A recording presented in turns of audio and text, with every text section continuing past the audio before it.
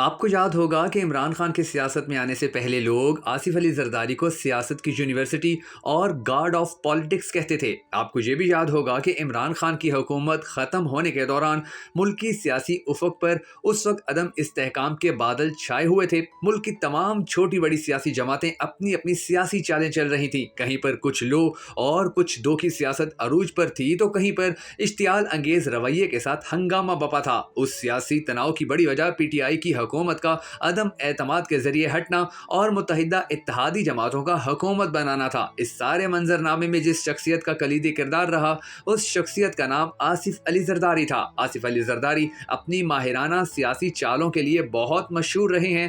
زرداری نے کئی مرتبہ اپنی اس مہارت کا عملی نمونہ پاکستان کی سیاست میں بھی پیش کیا ہے۔ یہی وجہ ہے کہ تحریک عدم اعتماد کے دوران سابق وزیر اعظم عمران خان نے آصف علی زرداری کو اولین نشانہ بنایا اور اپنی بندوق کی شست پر رکھا۔ دوسری جانب شیخ رشید نے 21 اپریل کو لاہور کے جلسے میں آصف علی زرداری پر بے نظیر بھٹو اور میر مرتضی بھٹو کے قتل کا بھی الزام لگایا۔ لیکن آخر کیا وجہ ہے کہ عمران خان اور شیخ رشید کھلے عام آصف علی زرداری کو مسلسل نشانہ بناتے رہے اور آج بھی اسے پاکستان تحریک انصاف کا سب سے بڑا دشمن سمجھتے ہیں؟ اس کی بنیادی وجہ آصف علی زرداری کی سیاسی مہارت ہے۔ آئیے اس کی سیاسی مہارت کے کچھ پہلوؤں کو سمجھنے اور تجزیہ کرنے کی کوشش کرتے ہیں۔ میں ہوں شکیل حیدر اور آپ دیکھ رہے ہیں آپ کا پسندیدہ چینل بھکر نیٹ ورک۔ ناظرین گرامی، آصف علی زرداری کبھی بھی جلد بازی میں کوئی سیاسی قدم نہیں اٹھاتے۔ وہ گہری سوچ بچار کے بعد اپنی سیاسی چال چلتے ہیں۔ وہ ایک ایسے سیاستدان ہیں کہ جو وقت کو نتیجے پر فوقیت نہیں دیتے، اس لیے ہمیں ان کے سیاسی فیصلوں میں اکثر ٹھہراؤ نظر آتا ہے، اور یہ ٹھہراؤ وہ دورانیہ ہے جس میں مخالفین کشمکش کا شکار رہتے ہیں اور آصف علی زرداری امکانات کے مختلف پہلوؤں کا جائزہ لیتے رہتے ہیں، جس میں دور اندیشی چال کی روح اور مطلوبہ نتائج چال کی دھڑکن کی حیثیت رکھتے ہیں۔ یہی وجہ ہے کہ وہ اکثر جیت کی پوزیشن میں رہتے ہیں اور اپنے سیاسی مخالفین کو پریشان رکھتے ہیں۔ ان کی سیاسی مہارت کا دوسرا پہلو ان کی جوڑ توڑ کی صلاحیت ہے۔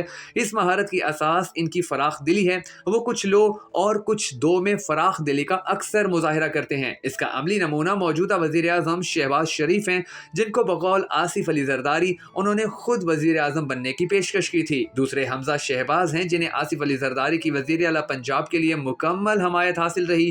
تیسرے رانا ثناء اللہ ہیں، جنہیں انہوں نے وزیر داخلہ نامزد کیا تھا۔ چنانچہ جہاں آصف علی زرداری نے کچھ دینے کے معاملے میں فراخ دلی کا مظاہرہ کیا اور صرف اپنے ایک بیٹے کے لیے وفاقی کابینہ کے اندر جگہ لی، آصف علی زرداری کی سیاسی مہارت کا تیسرا پہلو ان کی خود اعتمادی ہے۔ حالانکہ وہ مشاورت کے قائل ہیں، مگر ان کے فیصلوں پر خود اعتمادی اکثر غالب آ جاتی ہے۔ اس خود اعتمادی کی تائید اپنے آپ کو جاننے سے ہوتی ہے۔